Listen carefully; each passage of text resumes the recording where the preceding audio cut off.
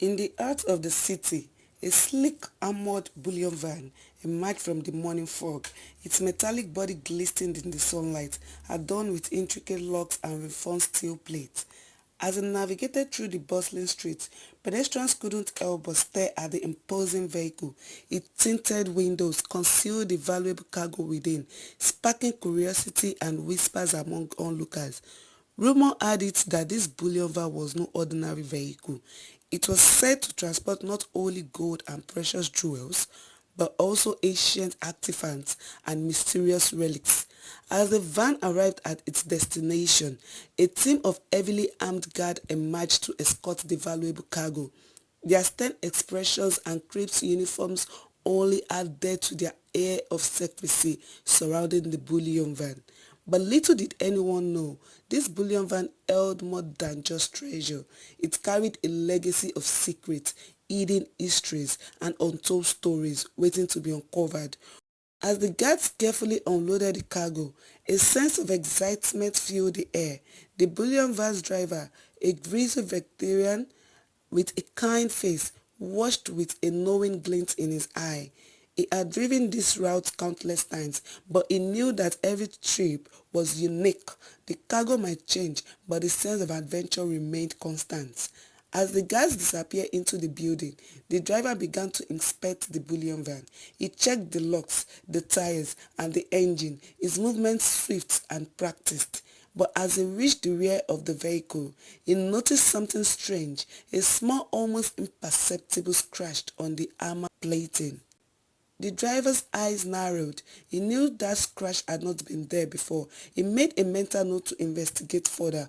Meanwhile, inside the building, the guards were busy unpacking the cargo. Gold bars, precious jewels, and ancient artifacts lay scattered on the tables.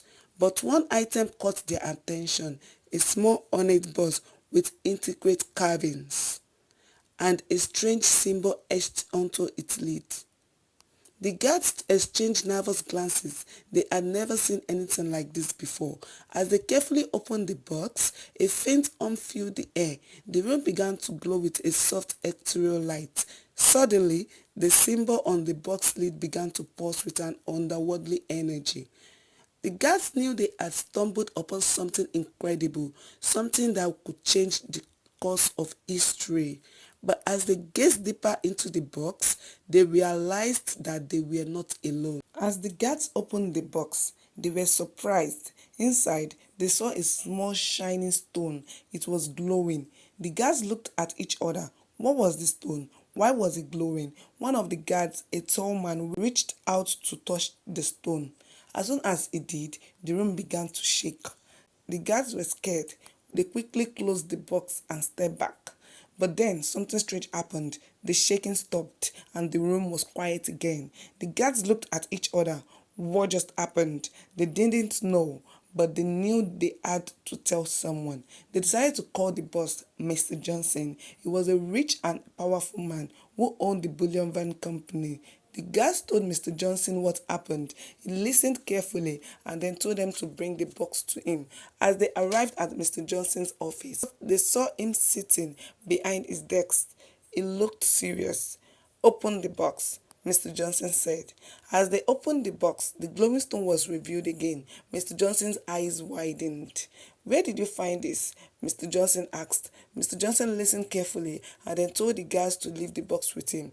He would investigate further. As the guards left, Mr. Johnson couldn't help but feel excited. What was this glowing stone? What secret did it hold? He decided to call in an expert, a scientist who specialized in mysterious artifacts. The scientist arrived quickly and examined the glowing stone. After a few minutes, he looked up at Mr. Johnson. "This is incredible. This stone is from an ancient civilization. It holds the power of the gods." Mr. Johnson couldn't believe what he was hearing. The power of the gods? What did it mean? The scientist explained that the stone had the power to heal, to protect, and to bring great wealth. But it also came with a great cost. "What cost?" Mr. Johnson asked. "The cost of your soul," the scientist replied. Mr. Johnson was taken aback. He had never believed in such things, but now he wasn't so sure. He decided to keep the stone for now, but he knew he had to be careful. He didn't want to lose his soul. As the days passed, Mr. Johnson found himself becoming more and more obsessed with the glowing stone. He spent hours studying it, trying to unlock its secrets. But as he delved deeper into the stone's mysteries, he began to realize that he was not alone. There were others out there searching for the stone, a shadowy figure lurking in the darkness, watching Mr. Johnson's every move. The figure was tall, with eyes that glowed like embers in the dark. Mr. Johnson couldn't shake the feeling that he was being watched. He looked around his office but saw nothing out of the ordinary. But the feeling persisted. He knew he had to be careful. He couldn't let his obsession with the glowing stone cloud his judgment. He discovered that it was one of 5 ancient artifacts created by a long-lost civilization. The artifacts were said to hold the power of the gods, but they were also said to be cursed, bringing destruction and chaos to those who possessed them. Mr. Johnson knew he had to find the other artifacts. He couldn't let them fall into the wrong hands. And so he set out on a perilous journey, racing against time to find the artifacts before they fell into the wrong hands. He traveled to distant lands, braving treacherous terrain and fending off ruthless rivals. But he refused to give up. He knew that the fate of the world depended on his success. Finally, after many long and arduous months, Mr. Johnson found the last artifact. He had done it. He had saved the world from the curse of the artifacts. But as he stood there, basking in the glow of his triumph, he heard a voice behind him. "You may have saved the world, but you will never leave this place alive," the voice said. And with that, the figure raised a gun and fired. Mr. Johnson fell to the ground, clutching his chest. He thought it was all over for him. But then he remembered the glowing stone. He had kept it with him throughout his journey, hoping to use its power to heal others. As he held the stone, he felt a strange energy coursing through his body. His heart, which had been wounded by the gunshot, began to heal. The figure stood over him shocked.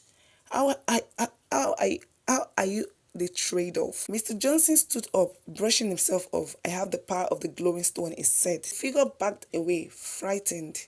Mr. Johnson didn't bother to chase them. He had more important things to do. He returned to his city where he was hailed as a hero. People respected him for his bravery and selflessness. He used the power of the glowing stone to heal the sick and protect the innocent. He became known as a guardian, a protector of the people. Years passed and Mr. Johnson's legend grew. He remained humble and kind, using his power to make the world a better place. And he never forgot the glowing stone, the source of his power and his inspiration.